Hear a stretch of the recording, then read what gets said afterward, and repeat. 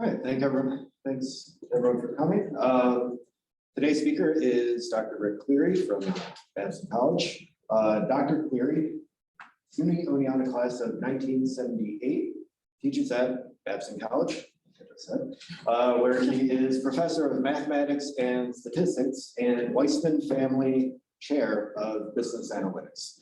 He has previously taught at Bentley University, Harvard University, Cornell, and St. Michael's College. He works as an applied statistician in various fields with recent publications related to sports, fraud detection and accounting, measuring creativity in business students, and biomechanics. Rick is active in the leadership of the MAA, Mathematical Association of America, having served 6 years on the executive committee and working on several initiatives, including the Instructional Practices Guide. Rick ran cross country and track at Oneonta, went on to run 32 Boston marathons, and is still an active runner and race organizer. So thank you, Jim. Thank you all. Thanks for having me. In fact, of course, my first slide. Let's see how I advance the slides here. I thought the down arrow, maybe this down arrow. Oh, I didn't try that one. Oh, there we go. Once I got rid of the bottom. So on the thank yous, first, this work I'm going to talk to you today about Benford's Law. I have two people I've worked with a lot, two co-authors. Jay Thibodeau is an accounting professor at Bentley University. We worked together on this subject quite a bit. Before we worked together, I would say Jay thought that mathematicians were theorists who couldn't do anything, and that I thought that accountants were just doing people who did a job that a trained monkey could do. And after we worked together, we've decided we were both right. And then my colleague Steve Miller is a mathematics professor at Williams College in Massachusetts. And Steve edited a book on Benford's Law, of which he wrote a couple of the chapters, and Jay and I wrote a chapter. So it's been a popular research area. This book came out from Princeton University Press a few years ago. And there's, so this turned into sort of a hot area. And also a huge thanks to Toka and Jim and everybody at Oneonta for making me feel so welcome on the return and rescheduling in my favor after we got snowed out in February. So really appreciate the chance to be here and to go over this I think very cool topic. So here's the outline. We're going to do a few fun facts about Benford's Law to introduce it, a little bit of history. Then we're going to collect some live data, which is why everyone has a little scrap of phone book. And then we're going to talk about how this gets used in practice as a fraud detection tool and how it got used in practice incorrectly by accountants or didn't get used because accountants were, accounting software was going to do it incorrectly. And then we're going to do some neat tie-ins between Benford's Law and a few math ideas you might know to finish up. So we'll start with, let me just ask this at the start, how many of you know what Benford's Law is? Oh, great, that's good. A few people know a little about it, but here's what, Frank Benford was in fact a physicist who worked for General Electric just up Route 88 in Schenectady. And Frank Benford noticed something that an English mathematician, Simon Newcomb, had noticed. Simon Newcomb said it in a very complicated way, but Benford noticed that logarithm, in the pre-calculator days, if you wanted accurate logarithm, what did you do? You looked them up in a table. And if you wanted them really accurate, you needed a big table. And Benford noticed that the front pages of the log tables at GE, where engineers shared them, were much more worn out than the back pages. So what does that mean? It means people are looking up logarithms of things that begin with 1 and 2 more than they're looking up things that begin with 8 and 9. And Benford thought about this and started making lists of data of lots of things and realizing ones were coming up more often as the first digit than anything else. And this was a curious property. And then he knew about the work of Newcomb. Newcomb gave this really very academic idea. The law of probability of the occurrence of the numbers is such that the manticity of their logarithms are equally probable. But Benford wrote it down in the way we would understand it a little better, that if you pick for certain types of data, when you pick an observation, the probability that the first digit, the first significant digit will be equal to I is the base 10 log of I plus 1 over I. Well, now that sounds like a probability distribution, and in fact it is. So when you plug those numbers in, it turns out the probability of the first digit 1 is about 30%. Probability first digit 2 is about 0.176. The students, what do we know about, to be a legitimate probability distribution, when we add up all those first probabilities, what should we get? Good, we should get exactly 1. And in fact, we do. And it's kind of neat if you think about this a minute. What's another way to write log of 3 divided by 2? With your properties of logs, that's log of 3 minus log of 2. But what did you get with log of 2 over 1? You got a log of 2 minus a log of 1. Then you get a plus of 3 minus a log of 2. But you have a positive log of 2 back here, and boom, boom, they cancel out. Everything cancels out when you add all these up, except there's nothing to match the log base 10 of 10, which is 1. And there's nothing to match the log base 10 of 1, which is 0. And so you get 1. It's a pretty cool observation of Benford's. But the really cool thing is that this really sort of worked. Benford thought any data point that covered large orders of magnitude, so things that would cover large order of magnitude are expensive in a company's ledger of accounting ledger, right? Sometimes you buy a box of paper clips, sometimes you buy a new computer system. That's a lot of orders of magnitude. The Dow Jones Industrial Average historically, populations of US counties, street addresses of US families. We're going to do our data collection in just a minute on that. But these were all things that could follow Benford's law. Things that don't are things that only have 1 order of magnitude, like pulse rates, right? If we took everybody, one of my favorite things to collect as a statistician data in class, and have people take their pulse. But almost everybody's pulse in this room probably right now, if you do it in beats per minute, starts with 5 or 6 or 7 or 8, right? It's really hard. It's really hard to have your pulse start with 3. You have to have it beats per minute. If it's got 3 digits and it starts with 3, you're in serious trouble. And if it has 2 digits, now I am a long time runner, and I don't know if this caused it or I had a predisposition. When I am very relaxed, my pulse rate goes under 40.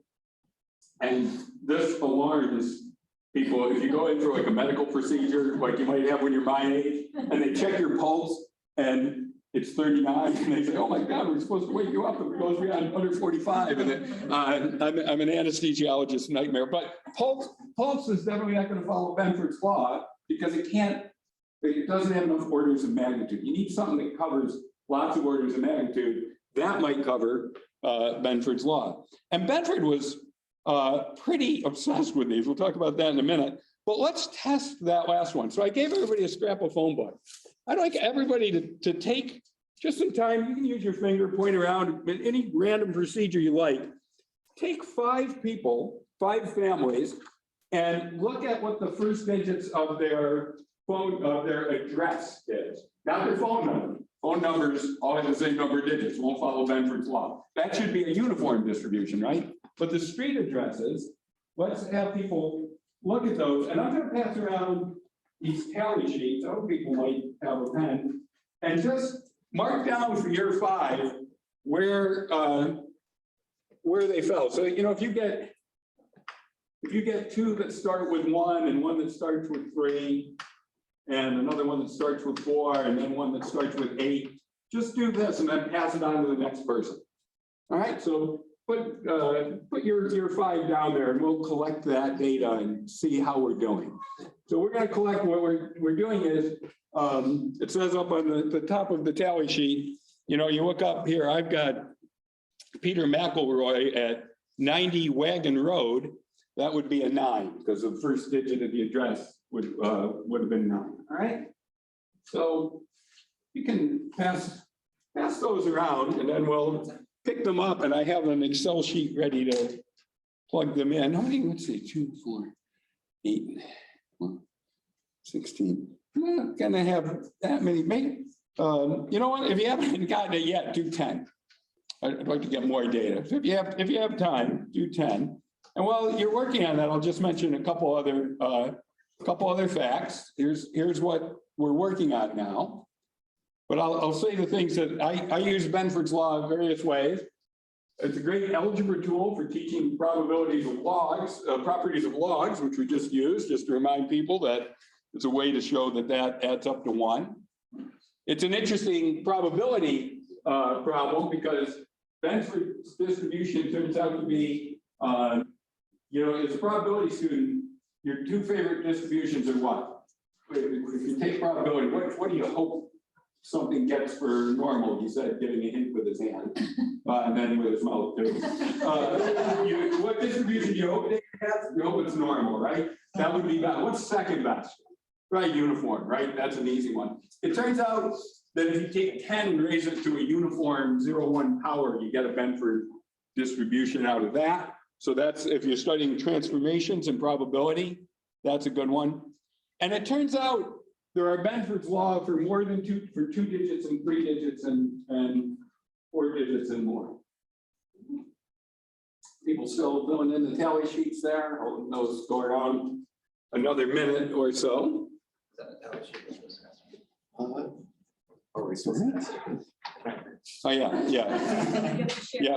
Pass those on, and we'll see if we'll get the data for the Oneonta data. And now I'm gonna build this in so I'd have a couple things to say while people are doing the data collection. Frank Benford was very obsessed with this distribution, and he compiled a huge list of variables that he showed fit Benford's law really well.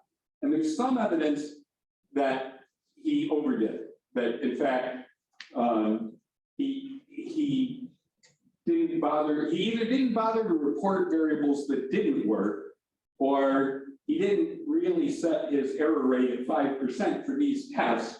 But he was very obsessed with this. This is in 1930. This paper, Benford's paper, was in 1938. And nobody was really interested in publishing it. And it wound up in sort of an obscure philosophy journal.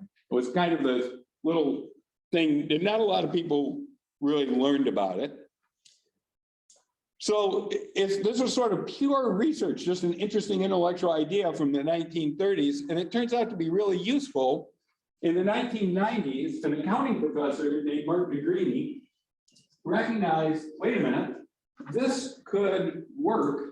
This Benford's data could help us find fraud, because if somebody's making up data, they would never know to do this. Where might people make up addresses? Anybody think of a case where somebody wanted to present something fraudulently would have to put addresses down? Census would be good, and something kind of closely related. How about elections? Anybody here ever signed a petition to get somebody on the ballot? Right? When candidates want to get on the ballot, they have to have a certain number of voters say, oh, good with me if this person's on the ballot. Those always ask for your address. Those things are also considered to be a great spot for fraud.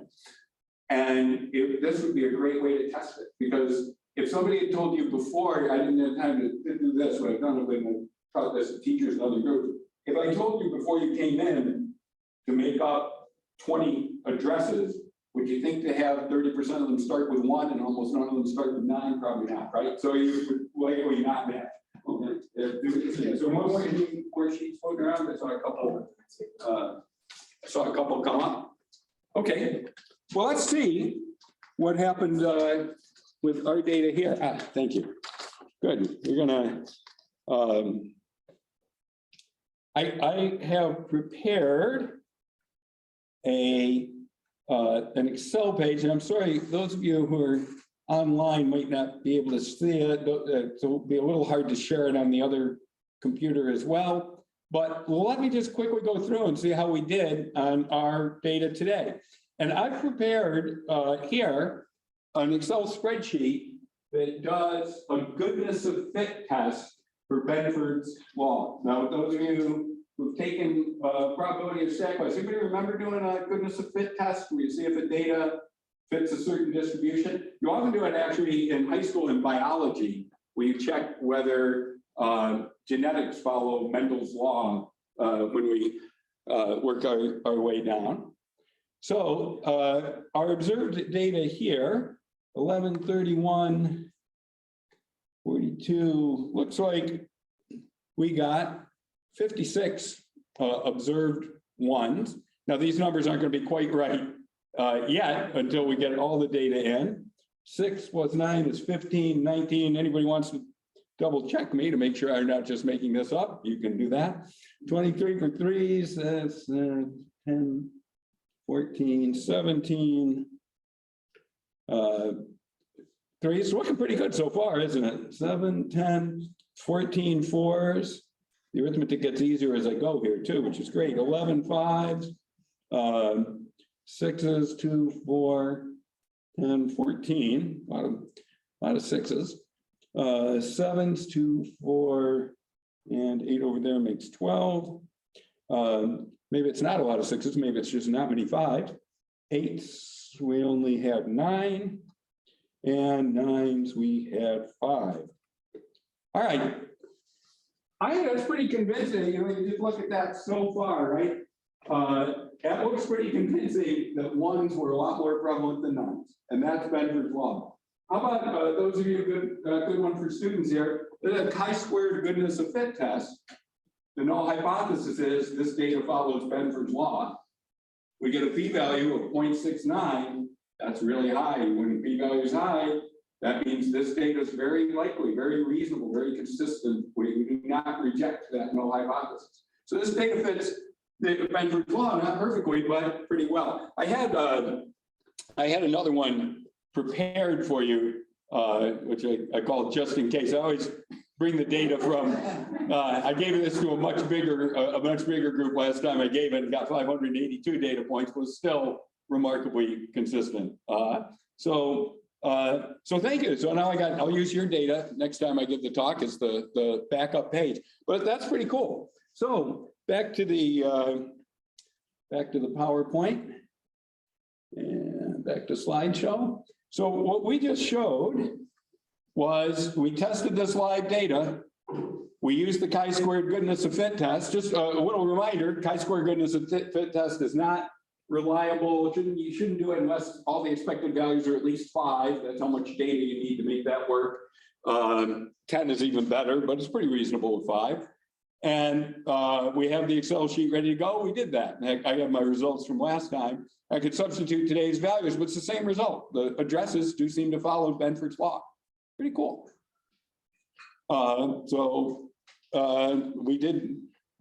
My slides are catching up to the work we've done. Let me just give you a little intuition, sort of why that. Anybody think why that would work? How do addresses, if you start a new town, a new street, how do you start numbering the houses? Yeah, with 1, right? 1, 2, 3. If you get through the single digits, where do you go? Into the teens, right? If I draw you a picture of my street, the chalk get knocked out of the state budget again. Wait, I had a piece. I wrote something earlier. Where did it go? On the podium. The podium would be a good guess. Thank you. Boy, good to have experienced teachers around. Your legislature. But I live on a cul-de-sac shaped something like this, and the houses on my street go 2, 4, 6, and then my house is number 12, which leads to this recurring nightmare that I'm going to wake up one day and find 8 and 10 shoved in. I don't know why 8 and 10 were there, but 14, 16, and then of course on this side we have 1, and they decided that 3 mod 4 is somehow not allowed in this part of Wellesley. So then 159. This is what my street looks like. And there's a few more around here. But what happens? There's mostly 1s on my street, right? Are most streets long or short? Most streets are short, right? And even if it's long, what happens is you go through the 10s, you go through the 100s. But if you get into the 1000s, you probably don't get into the 10,000s. Anybody here have a 5-digit address at home? 4 digits? My grandmother did. Yeah, 3 digits? All right, so, but those, so addresses are many orders of magnitude, and that's why Benford's law is likely to work. And just going back to the thing about why Frank Benford might have fudged it, I just did a test look up a p-value, we do most tests at a 5% error rate. If I give this talk 20% of the time, what should happen? But if I give it hundreds of times, about 5% of the time, it's going to say, no, Benford's law doesn't work, right? Because as a statistician, you can't expect perfection. So randomness can work against you. But so far, I've been lucky. I've given it, I bet I have given it 20 times, and so far, so good. But that's the mechanism. How about something like the Dow Jones? The Dow Jones is a financial marker. Most financial things like that grow exponentially. What do exponential growth patterns have? They have something that's constant. Initials DT. If it's exponential decay, it's a half-life. If it's exponential growth, it's a doubling time. So when the Dow Jones Industrial Average hit 10,000, to get to 20,000, what does it have to do? It has to double. But to get from 20,000 to 30,000, it only has to grow by 50%. So if it's an exponential process, that shouldn't take nearly as long. And if it gets, you guys might be alive when it gets to 90,000. When it gets to 90,000, hardly has to do anything. You just can stretch a little bit, and it'll be over 100,000, right? That's a short step. So the processes like that, anything that grows exponentially, it makes sense that it's going to spend more time in the ones. So it's a very interesting, very unusual result. So Frank Benford noticed this. We think it's mathematically cool. Why is it important? Because if you're an auditor, what you do is you're supposed to look for fraud. If somebody's committing fraud, they probably don't know Benford's law. And even if they do, it makes it much riskier, right? Because if you think, oh man, I got to make a lot of little adjustments to spread things out over Benford's law and not just do a few big takeaways. And my friend Jay Thibodeau I work with, teaches a Bentley class, works with people they call, I love this term, forensic accountants, people who get in and look for fraud. And it turns out really good for a Benford test. If you're going to commit fraud, what's your best first digit? It's 9, because many firms have rules. In fact, when I used to, when I first started teaching in college at St. Michael's College in the 1980s, if I got a reimbursement check after I traveled, there used to be a little note on all St. Michael's College checks or on the form you had to fill out when it said 2 signatures required if over $1,000. Like you couldn't just automate, right? So if I was going to try and steal or put in a fraudulent trip I didn't take, $962 would have been a good amount to ask for. So it turns out this has happened a lot. That a lot of times when people are committing fraud, they commit it right under some limit that generates a response. And those limits tend to start with 1. So 9 is a really good fraud number. By the way, people commit fraud. I learned a lot about forensic accounting in short time. It's very interesting. People commit fraud generally have something going on. They're not thinking rationally, right? The people are already tending to be a little bit on the spectrum somewhere. Something's going wrong. There was one the forensic accountant found, somebody worked as a safety manager for a large retail chain. And he made up a safety training company, put his mother-in-law as the company director, told her he worked for the CIA and that this was laundered drug money that she'd be getting, and that they'd all give it back to the government someday. And started writing himself checks to the safety company for like $9,200, $9,500. He got found out by Benford's law. Benford's law has had a lot of wins in accounting, and they're pretty cool stories. So we have to think about whether Benford's law applies, and we've just seen how to do it, right? It's not that hard. You make a list and do a test. Now, if you're an accountant and you do a Benford's law test and you get a small p-value, which says, no, this data doesn't follow Benford's law, there are at least 4 reasons it might not. First, maybe this variable is not enough orders of magnitude to account with Benford's law. It's a paltry, not an address. Second, maybe there's a high frequency of certain fixed values. And this one actually is probably most common. Another case where the auditor thought they might be onto something. It turns out that there was a caterer who brought lunch into the office and they paid them weekly at $900 and something. And if you took out 52 nines and substituted 12 threes, because it was like $3,000 something a month. If you substituted 12 threes, the data fit Benford's law perfectly. But it looked bad at first because they had this one fixed amount they were writing a check for every week. And that put way more nines than you'd expect in the data. So if you're an auditor and you do a Benford test, you can't just ignore it, by the way. If you're an auditor and you do a test and there's it says this might be fraud, you can't just go, I don't know, they seem like nice people at this company. I don't think it's fraud. You have to follow up. You have to have working notes that put that in there. Or it might be fraud. That could be what's happening. Or it could be type 1 error, right? Type 1 errors happen. Sometimes the data doesn't follow. So auditors really tiptoe up to doing this kind of test. They don't like to do it because if they get a result that indicates it might be fraud, it's way more work for them, right? But they have to do some testing. And so this is the trade-off of the auditor's job, which again, I didn't know much about till I worked in this area. Well, I took I'll put your data, the Oneonta data in next time, but for the data I collected last time I gave this talk, here's what happens if you took, now, as of a few years ago, they hadn't fixed this. I don't work with Jay as closer anymore, and so I should check. But when Benford's law first was becoming popular, the most popular auditing software package, which I won't throw them under the bus and give the name, but this was their output for my data from Benford's law last time. What's different about that data than what I presented? It's the same data. What does this software seem to be doing that's different than what we did? I'll show you mine back here again. Switch to comments to expect and observe. That's true, but that's good.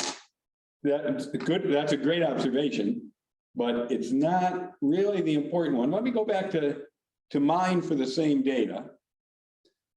This is your data. I'll go to this data. How many p-values on my page? 1. I tested, does it fit the distribution? How many p-values on their page? 9. They did a test for each individual number. Did we see it? So instead of doing, does this whole data set fit what we expected? They did, are there as many 1s as we expect? Are there as many 2s as we expect? Up to, are there as many 9s as we expect? That's not as good, right? Because you're actually doing 9 separate tests. So here's a quick probability review for students. If you're doing a 5% error rate and you do one test where H0 is true, the chance you'll reject H0 is 5%.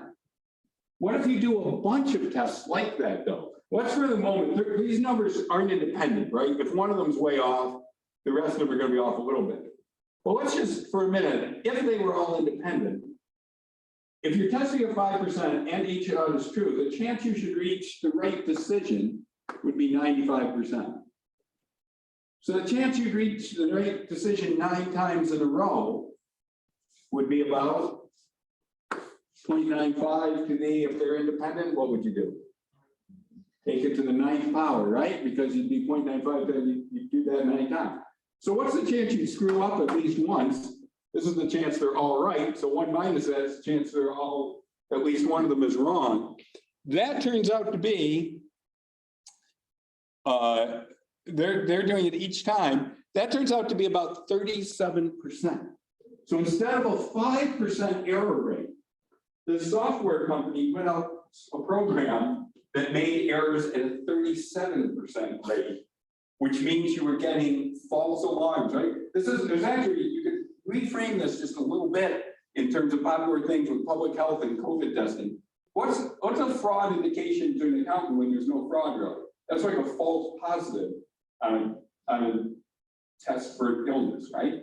False positives are bad for them. It's a lot of extra work. And I mean, true positives are great.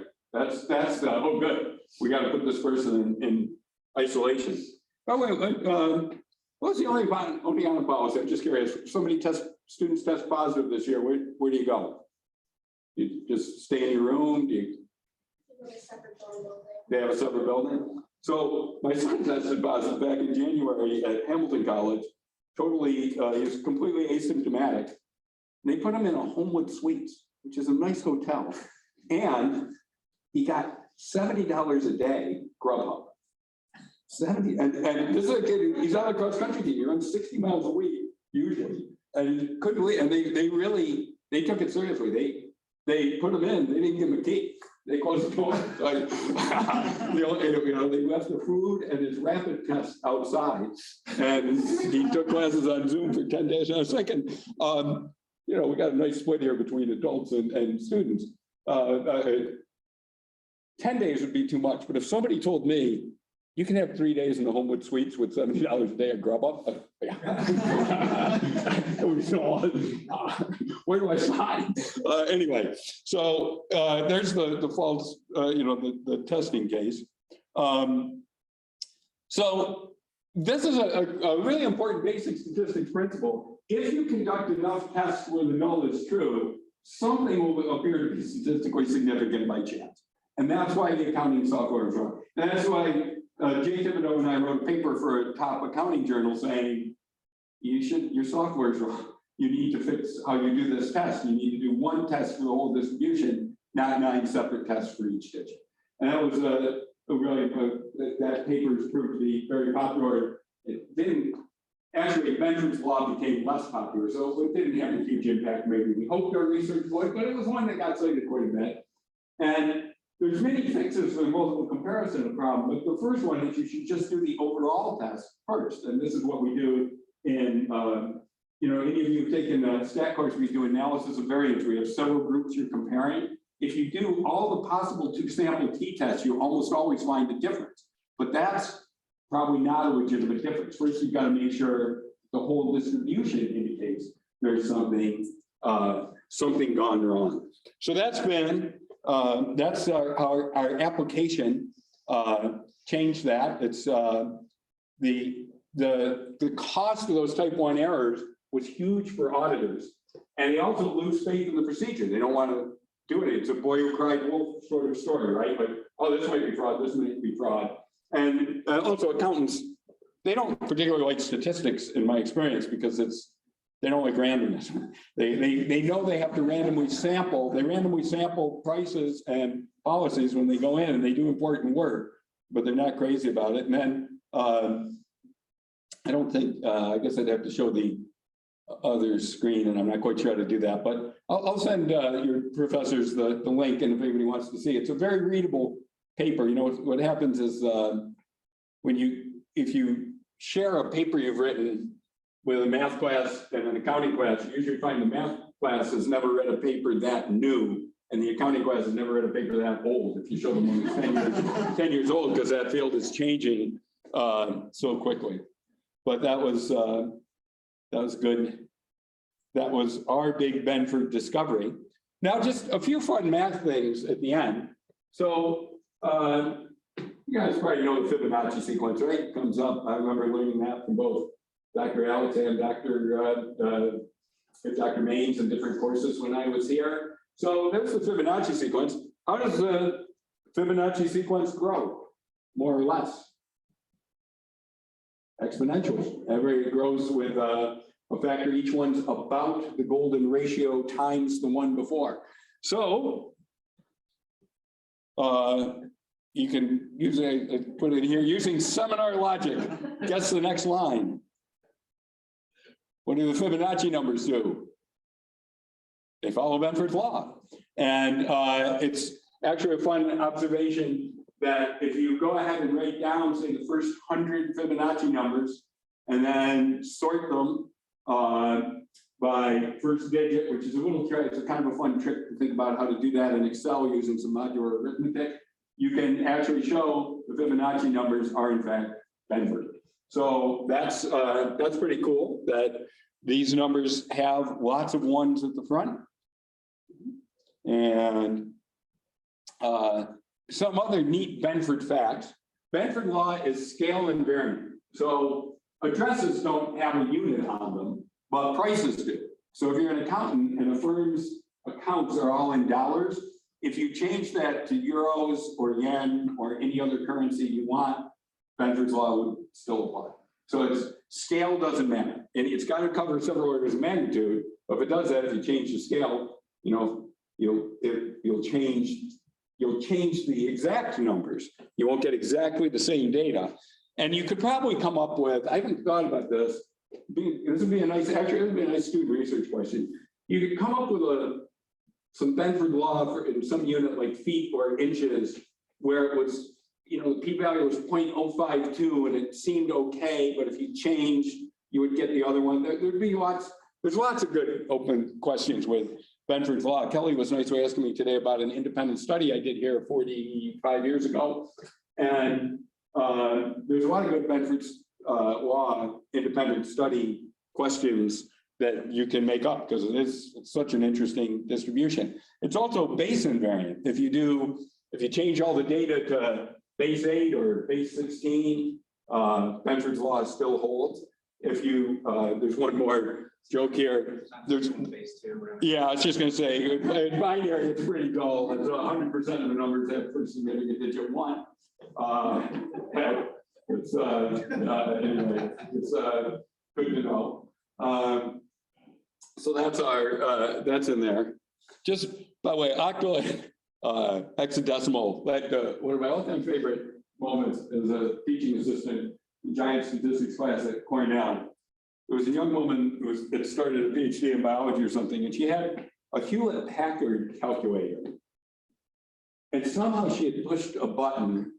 So instead of being in decimal, it was in hexadecimal, base 16. So base 16, if you go through the numbers, 1, 2, 3, 4, 5, 6, 7, 8, 9, then for 10, you use the letter A, and for 11, you use B. So this, her first calculation at exam, you know, just figuring like probability under a normal curve or something, and she gets something with letters on it.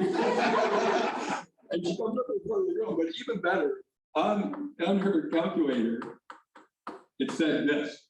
And she came up and she said, "Look, somebody put a hex to the spell." My calculator doesn't work. And so one of my fellow TAs said, he said, "I got powers." And he put it in decimal and gave it back to her. And then we all realized he should have put it in octal in base 8, because she would never have noticed that there were no 8s or 9s on the paper. And we could have converted it back and see if she did it. Anyway, it was just one of my favorite moments that the word hex appeared on somebody's calculator. Went on from there.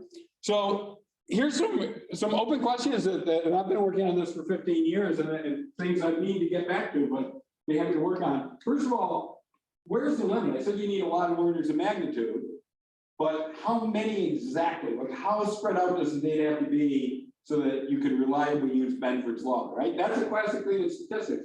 I mentioned it already today with the chi-squared goodness of fit. You want all the expected values to be at least 5 to be able to use it. What do we know? Central limit theorem. What's kind of a classic? We think, well, the mean will be about normal as long as the sample size gets up to be around 30 or more, right? We can be confident of that even if it's kind of a heavy-tailed distribution. So we have lots of wins it good enough. So these are like diagnostics that we might be able to help accountants and help people write software to check for this. We also would be nice to summarize Benford's law. One thing that I don't have yet, when you looked at the Excel pages I showed you today and that we worked on, they were, I think, algebraically convincing, right? But they're not pretty pictures, right? When we think of doing diagnostics, those of you who've taken a course in regression, right? What do? We make nice things like normal plots. We make scatter plots of residuals and see if they have a funnel shape or if they're nicely randomly scattered. We do a lot visually. And so far, Benford's law, I mean, this is a wonderful book about Benford's law, but it doesn't, about the only graphs it has are graphs like this saying, yeah, this fits Benford's law too. So getting some graphical diagnostics, I haven't thought hard about that, but it's always been something that I wish we had and could do more of. Benford's law, the power of Benford's law is a function of sample size. Like if, again, this is a practical consideration. If you're going to use this, when should you? And then a really good one is because of the effort required by accountants to track this down, you can really think about what are the costs of type 1 and type 2 errors in practice, right? Type 1 error is reject H naught when it's really true. In this case, that's the false accusation. I think there's fraud going on. Oh no, that's okay. Well, guess what? You have that happen to you as an auditor more than once or twice in your career. You don't get hired anymore, right? Your firm loses a lot of professional reputation. But the type 2 error is, it might be fraud, but I'm going to let it go. Well, that's bad too, because your clients are then at risk for additional loss. So thinking about this in a big loss function way, again, something that an accountant would want to do in practice. And finally, how to recognize that repeated value problem I mentioned, like when you have regular repeated values. So there's tons more in the book on open problems. It is a great source for student research projects. Here's some references besides the book. The papers, Mark Negrini's paper where he first said this would be a good tool for fraud. And in fact, one of the regular users, anybody want to guess a government agency that's pretty interested in Benford's law? Especially, and a lot of people were interested in that agency a week ago today on April 15th. IRS. The IRS has used Benford's law as a fraud, again, a fraud detection tool because it's pretty straightforward, and they are very interested in finding fraud, right? That's why they're there. So I'm going to stop there, and I'm glad to take any questions. Yeah. Yeah, student first. So as a runner, obviously, like when you're out on the road or trails or whatever, you're thinking a lot. How often do you think about this? That is a great question. Thank you. Benford's law specifically, not so much now as I used to, but general statistical problems quite often, especially like how I'm going to present them in class. And in fact, that is a good, I have an example actually from this semester where I was trying to think that I hadn't had, I'm teaching probability. You guys, students here, anybody taken a probability class? One of the things that I wanted, I have a nice class and they've been pretty active, but I really want to get them up and moving around for some group work. And I actually, it was looking down to make sure, at my age, I don't pick my feet up anymore. And it was really fun for me today. I parked at the back of 100 Union Knot facing the track where I used to run, which was pretty cool. Used to do events ranging from the 880 up to the mile or the 5K.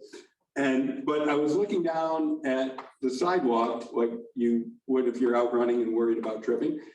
And I saw that and I thought, Buffon's needle problem. There's a famous problem, I don't know if you guys did this, there's a famous problem that, actually I'll make these little, if I take this piece of chalk and I draw lines, we'd have to do it on the floor, that are one unit apart, where the unit is whatever you have. And I brought a bunch of toothpicks to class, and I prepared some papers with lines that were one toothpick apart. And then you throw the toothpicks onto the lines and see what percentage of them cross the line and what percentage, if you throw one and it lands like this, it doesn't cross a line. It can't cross two lines because they're only one line apart. So what percentage of, anybody want to guess, teachers might know the probability that if you toss something on a needle or a toothpick onto papers lined that far apart, what's the probability it'll cross? Something about the pi, whatever. Pi shows up, yeah, it's 2 over pi, which is kind of fun. And so that was an idea I got while running for teaching, and then I went in and we did it. And we're going 2 over pi is about 64%. My class threw 300 toothpicks and we got 61%. So we thought, pretty good fit. So yeah, that was a good experiment. And my wife is in mathematics. Does discrete math and combinatorics. So she likes to build structures with marshmallows and toothpicks. So we always have Monday toothpicks. Else for that. As I was telling some of the people at lunch, she's a math professor at Wellesley College, and we're fortunate to have two good academic jobs in the same town. And she was an undergrad at Harvard, and I was an undergrad here, and we have the same job. And I like to point that out, that all these nervous Wellesley parents are so concerned about college ranking. There's a lot of that. I had good teachers. So anyway, good. And Charlie, you had a question. So you mentioned that Benford's law is base independent. I mean, sort of relatively speaking, so if you're doing X, then ones are more common than. Ones are more common than twos, are more common than nines, are more common than A's and B's and C's. Yeah, you have to readjust, but you use the same log scale. It's still log of the base, D plus 1 over D, and that still works. Yeah. Yeah. So I was thinking, when you said you could switch from like one unit of measure to another, and so I was wondering about how that would work for fraud detection, because like when you were talking about like on the prevalence of like for auditing, like things that start with a 9. So how would that affect things? Like, let's say if I change from dollars to something else, where then those nines are not nines anymore.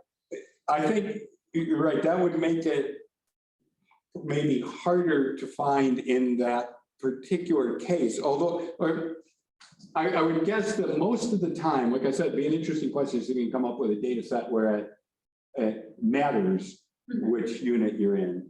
I think if you had rejected, if the data didn't fit Benford's law well, it still wouldn't fit well, and you reject H0, but it might not be so easy to find where the fault is. Although you would know what digit, I mean, then you can still go to the digit by digit analysis after you've checked overall that there's a problem. Then go to digit by digit, which is really just what we do with analysis of variances. You do an overall test.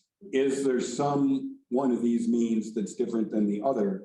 And then if the answer to that is yes, then you can think about doing pairwise comparisons, not every single one. But yeah, it might make it harder to find. And the story with the 9s is interesting. So actually, I hadn't thought about this either, but Benford's law doesn't quite work for most exam scores, right? Because we only really have one, we hope one order of magnitude. When we have 2, it's bad for the people with the left tail. But maybe you get some hundreds, you get some hundreds, but I mean, if you partition them finely enough or something, but if students were motivated to make up an exam score, 9 would be a good first digit. Usually. Great. Well, thanks again. It was great. Great to be back in Casella Hall. You're more than welcome to keep your scrap of phone book, but if you'd like to turn it in, I would happily use them again. I haven't thought of a way to win a bet on Benford's law yet. I teach a course on sports and math as well. A Benford's law baseball statistic is games won by all pitchers ever in the major leagues, because it covers orders of magnitude. Yeah. I can see. Yeah. 2 years behind you. I graduated in 80. Oh, no kidding. Yeah. So my old Broad Street was still here. yeah, your classmate Greg the Rook Floyd, who was one of my cross country teammates and is pictured in Oneonta Reflections all the time for his go-getter journalism career, television journalism career in Albany, was at lunch today. Thanks very much. Where did you live when you were on campus? Sherman Hall for a very long year, because I was already as an adult when I came up here, so it was amusing. Oh, yeah. Then out in the world. Okay, very good. Thank you very much. Thanks, Charlie.